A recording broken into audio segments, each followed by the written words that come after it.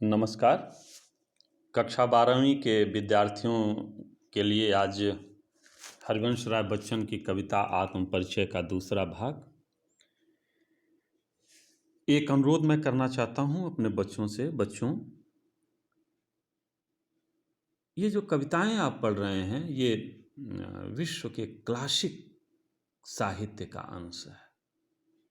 इसलिए कोशिश करिएगा कि इसको केवल इसलिए मत पढ़िएगा कि इसको पढ़ करके 12वीं की परीक्षा पास करनी है। 12वीं की परीक्षा तो पास करनी ही करनी है, साथ में कोशिश करिएगा कि इन कविताओं में जो दर्शन दिया गया है, इस साहित्य में जो दर्शन दिया गया है, उसका थोड़ा बहुत अंश भी अगर हम अपने भीतर धारण कर पाए तो शायद इन साहित्यों की प्रासंगिकता होगी और ये हमारी भी सार्थकता होगी। तो शुरू करते हैं। कर यत्न मिटे सब सत्य किसी ने जाना, नादान वही है हाय जहाँ पर दाना। कर यत्न मिटे सब सत्य किसी ने जाना, नादान वही है हाय जहाँ पर दाना। फिर मूल न क्या जग जो इस पर भी सीखे, मैं सीख रहा हूँ सीखा ज्ञान भुलाना। मैं और जग और कहाँ का नाता, मैं और जग और कहाँ का नाता। मैं बना बना कितने जग रोज मिटाता, जग जिस पृथ्वी पर जोड़ा करता वैभव, मैं प्रतिपग उस पृथ्वी को ठुकराता। मैं निज रोदन में राग लिए फिरता हूँ, शीतल वाणी में आग लिए फिरता हूँ। मैं निज रोदन में राग लिए फिरता हूँ, शीतल वाणी में आग लिए फिरता हूँ। हों जिस पर भूपों के प्रासाद निछावर, मैं वह खंडहर का भाग लिए फिरता हूँ। मैं रोया इसको तुम कहते हो गाना, मैं फूट पड़ा तुम कहते छंद बनाना। क्यों कवि कहकर संसार मुझे अपनाए, मैं दुनिया का हूँ एक नया दीवाना। मैं दीवानों का वेश लिए फिरता हूँ, मैं दीवानों का वेश लिए फिरता हूँ। मैं मादकता निशेष लिए फिरता हूँ, जिसको सुनकर जग झूम झुके लहराए, मैं मस्ती का संदेश लिए फिरता हूँ। अर्थ की तरफ बढ़ते हैं। बच्चन जी एक सवाल करते हैं समाज से, मनुष्य जाति से, और ये जो बच्चन जी का सवाल है ये इतना दार्शनिक सवाल है कि ये मनुष्य के जाति का जो पूरा इतिहास है उस पूरी यात्रा पर प्रश्न चिन्ह लगाता है। बच्चन जी कहते हैं कि कर यत्न मिटे सब सत्य किसी ने जाना। ये सवाल है। यत्न माने प्रयास। सब लोग प्रयास करके मिट गए, क्या किसी ने सच का पता लगाया। अब यहां सवाल यह है कि वो कौन सा सच है जिसे ढूंढने की बात बच्चन जी कर रहे हैं। तो बच्चों, ये जानना चाहिए कि मनुष्य अपनी उत्पत्ति के साथ हजारों लाखों वर्षों से जिस सवाल का जवाब तलाश करना चाह रहा है, वो सवाल ये है कि आखिर मनुष्य जीवन के उत्पत्ति का उद्देश्य क्या है, हम क्यों इस धरती पर आए हैं। अगर कोई प्रकृति, किसी परमात्मा ने हमारा निर्माण किया है तो हमारे निर्माण के पीछे उस प्रकृति या परमात्मा का उद्देश्य क्या है। ये एक सवाल है जिसका जवाब मानव जाति वर्षों से चाह रही है। लेकिन बच्चन जी कह रहे हैं क्या किसी ने जवाब ढूंढने में सफलता प्राप्त की। अगली लाइन में बच्चन जी कहते हैं कि नहीं, हम ढूंढ नहीं पाए उस सवाल का जवाब। क्यों? नादान वही है हाय जहां पर दाना। यहां दाना, मेरे हिसाब से दाना का मतलब है भौतिक सुख सुविधाएं, शारीरिक सुख सुविधाएं। बच्चन जी कहते हैं कि इस सृष्टि के आरंभ में मनुष्य जब पैदा हुआ इस धरती पर, उसका पहला लक्ष्य था पेट की भूख को शांत करना। धीरे धीरे हमने इसको और बढ़ाया, भौतिक सुख सुविधाएं प्राप्त कर लेना, शरीर को अधिक से अधिक आराम दे लेना, यही जीवन का उद्देश्य हो गया। तो बच्चन जी कहते हैं कि जब मनुष्य जाति पैदा हुई थी तब भी उसका लक्ष्य था पेट की भूख को शांत करना, भौतिक सुख सुविधाओं को प्राप्त करना। और आज हजारों लाखों वर्षों बाद 21वीं सदी में भी हम वहीं हैं, भौतिक सुख सुविधाओं के पीछे भाग रहे हैं, पेट की भूख के पीछे भाग रहे हैं। इसका क्या मतलब है?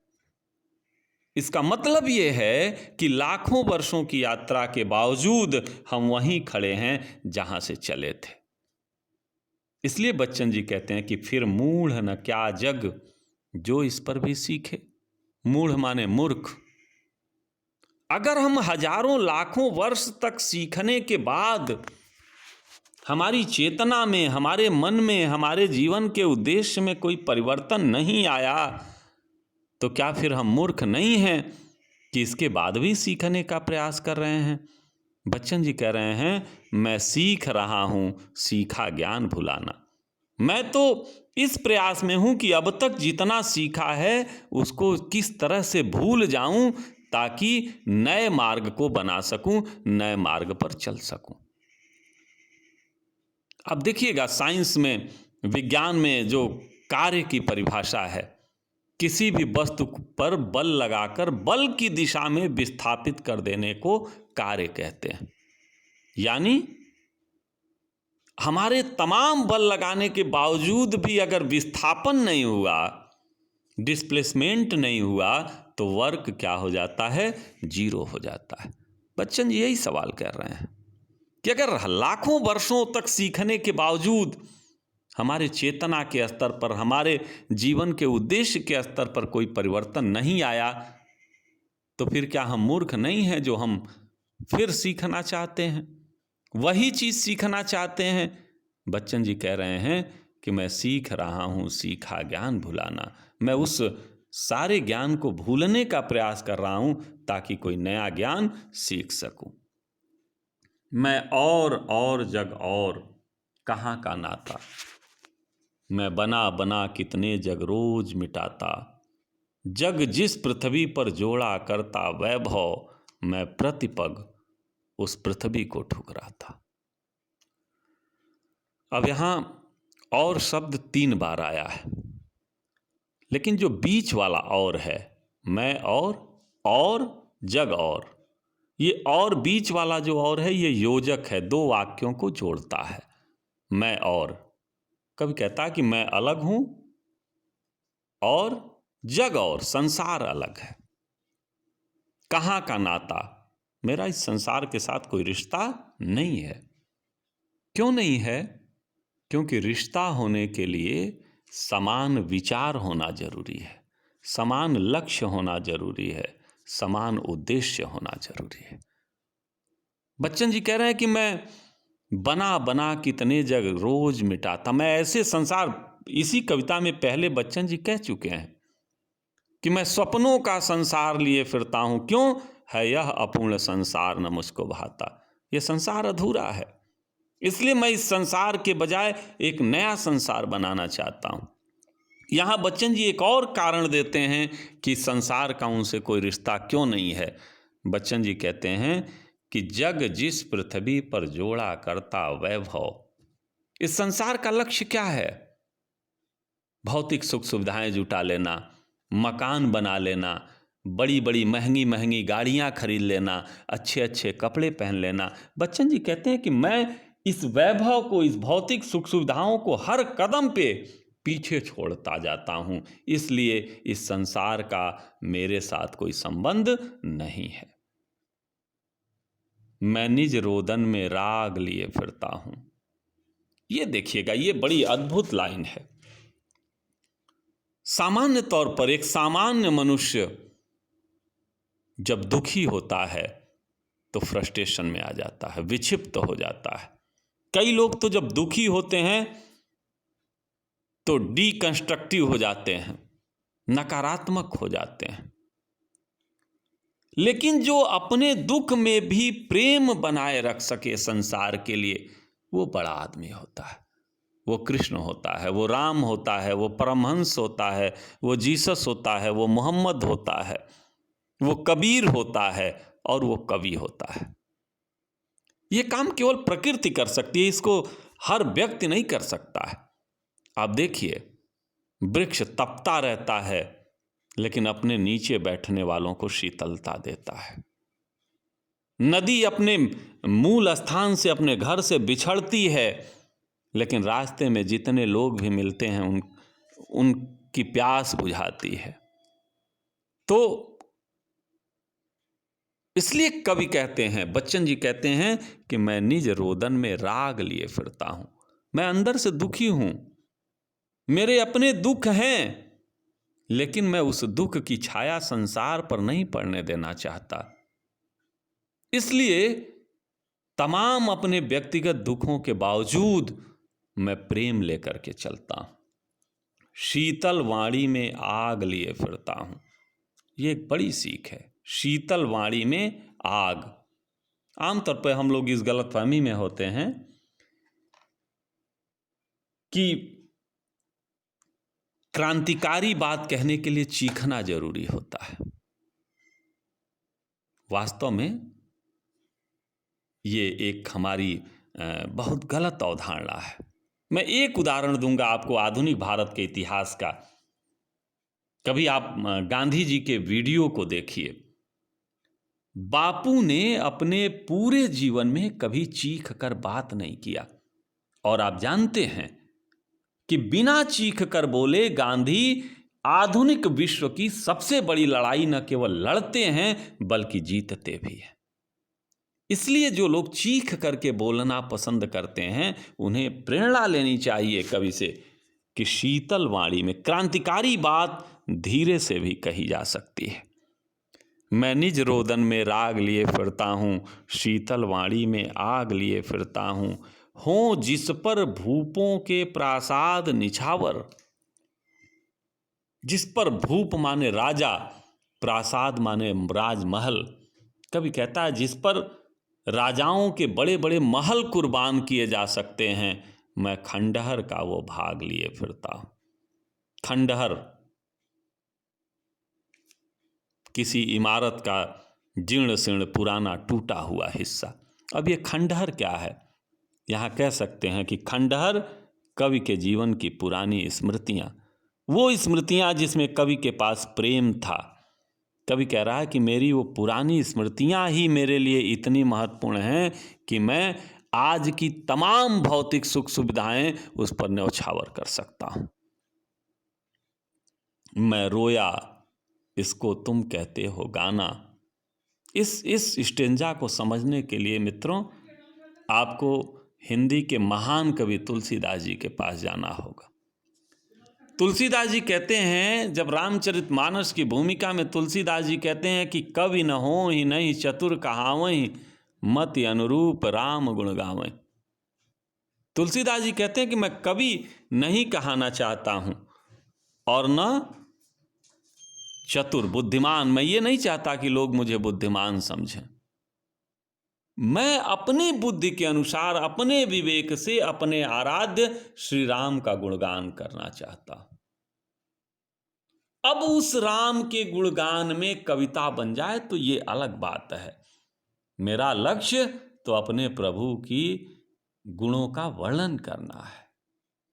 ठीक वैसे ही बच्चन जी कह रहे हैं कि ये जो आप जिसको गीत समझ रहे हैं, ये वास्तव में मेरे भीतर का दर्द है। और एक आधुनिक फिल्मी गीत है, अगर आपने सुना होगा, बहुतों ने सुना होगा, दर्द जब हद से गुजरता है तो गा लेते हैं। एक निश्चित सीमा के बाद पीड़ा, दर्द, ये सब शांत हो जाते हैं। इसलिए कवि कह रहा है कि मैं रोया, जिसको आप गीत समझ रहे हैं, वास्तव में ये मेरी पीड़ा है। मैं फूट पड़ा, और ये जब मेरी पीड़ा चरम अवस्था के बाद छलक जाती है, वो आपको छंद की तरह लगने लगता है। क्यों कवि कहकर संसार मुझे अपनाए। वही जो तुलसी कहते हैं कि कवि न हो ही नहीं चतुर कहावहीं। बच्चन जी भी वही कहते हैं कि क्यों कवि कहकर संसार मुझे अपनाए। मैं नहीं चाहता कि इस संसार के लोग मुझे कवि के रूप में सम्मान दें। मैं दुनिया का हूं एक नया दीवाना। अब ये जो दीवाना शब्द है इसको समझना है। दीवाना कौन? बहुत बार हमने पढ़ा है दीवाना। एक शायर ने एक लाइन कहा है, मेरे समझ से दीवाना शब्द की इससे अच्छी परिभाषा नहीं हो सकती कि जिसे खबर न हो अपनी उसे दीवाना कहते हैं। दीवाना कौन है? जो अपने लक्ष्य में, अपने सपनों में, अपने टारगेट में इतना खो जाए कि सुध बुध भूल जाए। मीरा जब कहती है कि मैं तो प्रेम दीवानी, मेरा सुध भूल गई है। कलाम साहब जब कहते हैं कि मैं अपने प्रयोग में इस तरह से लीन हो गया कि मुझे कुछ याद नहीं रहा, तो कलाम साहब दीवाने हैं। दीवाना वो है जो अपने लक्ष्य में भूल जाए, लक्ष्य में अपने आप को विलीन कर दे। इसलिए कवि कह रहा कि मैं नहीं चाहता कि इस संसार के लोग मुझे कवि के रूप में याद करें। मैं एक ऐसा दीवाना हूं जो संसार का सत्य ढूंढना चाहता है। मैं एक ऐसा दीवाना हूं जो एक स्वप्न का संसार बनाना चाहता हूं। और अंतिम 4 पंक्तियां देखेंगे, मैं दीवानों का वेश लिए फिरता हूं। अब दीवानों का वेश मतलब आप देखेंगे कि दीवानों के वेश का मतलब यह है कि मेरा भौतिक पहनावे पर, भौतिक चीजों पर मेरा ध्यान नहीं है। मैं मादकता, मस्ती, उल्लास, उन्माद, निःशेष लिए फिरता हूं। निःशेष जो कभी समाप्त न हो। बच्चन जी कहते हैं कि मेरे अंदर जो मस्ती है, जो मादकता है, जो उल्लास है, वह निशेष है, वो कभी समाप्त होने वाली नहीं है, और यही मेरी पूंजी है। और अंतिम लाइन मैं चाहता हूं कि आप सभी अपने जीवन में अपनाएं, जिसको सुनकर जग झूम झुके लहराए। मित्रों, इस कविता की असंख्य लोगों ने व्याख्या की होगी, लेकिन मैं इस लाइन का अर्थ जो निकालता हूं, ये 3 चीजें इस संसार में जिसने भी सीख लिया, झूमना, झुकना और लहराना, उसका जीवन में किसी से विवाद नहीं हो सकता। झूमना, जिसने मस्ती पैदा कर लिया, जिसने प्रसन्नता पैदा कर लिया, केवल अपने सुख में नहीं, जो पूरे संसार के सुख में झूमना सीख गया। झुकना, और जरूरत पड़ने पर झुकना जिसने सीख लिया। किसी विद्वान ने कहा है कि इस संसार के हर विवाद का एक ही समाधान है, क्षमा मांग लेना या क्षमा कर देना। तो ये झुकने की अदा जिसने सीख लिया, और लहराना। आप देखिए, जब पेड़ कभी हवा बहती है और पेड़ लहराते हैं तो अपने अगल बगल वाले पेड़ों को भी गले लगाते चलते हैं। ये बहुत स्थूल अर्थ हो सकता है, लेकिन मैं चाहता हूं कि आप इसको सीखें कि जब आप चलें तो आपके आसपास के जो लोग हों उनको गले लगाते चलें। अगर ये 3 चीज सीख लिए, बच्चन जी जो संदेश देना चाहते हैं, जिसको सुनकर जग झूम झुके लहराए, जिसको सुन करके लोग झूमना सीख जाएं, झुकना सीख जाएं, लहराना सीख जाएं, मैं मस्ती का संदेश लिए फिरता हूं। बच्चन जी कहते हैं कि मैं इस समाज को मस्ती का संदेश देना चाहता हूं, उल्लास का संदेश देना चाहता हूं, फक्कड़पने का संदेश देना चाहता हूं। तो बच्चों, मैंने कोशिश किया कि बच्चन जी की आत्म परिचय कविता को आपको समझा पाऊं। मैं नहीं जानता कि मैं कितना सफल हुआ, लेकिन मैंने कोशिश किया है। उम्मीद करता हूं कि पूरा न सही, लेकिन थोड़ी बहुत मेरी बात आप तक पहुंची होगी। तो अगर मेरी बात आप तक पहुंची होगी तो आप कमेंट बॉक्स में कमेंट कर सकते हैं, और अगर कहीं कोई शंका या कहीं कोई कमी लगी होगी तो उसको भी आप कमेंट बॉक्स में ज़रूर कमेंट करिएगा। हम लोग फिर बैठेंगे, मिल करके समस्या का समाधान करेंगे। तब तक के लिए बहुत ख्याल रखिए, सोशल डिस्टेंसिंग बनाए रखिए, और इस एकांत को ऊर्जा में बदलिए, ज्ञान प्राप्त करिए। बहुत बहुत धन्यवाद। नमस्कार।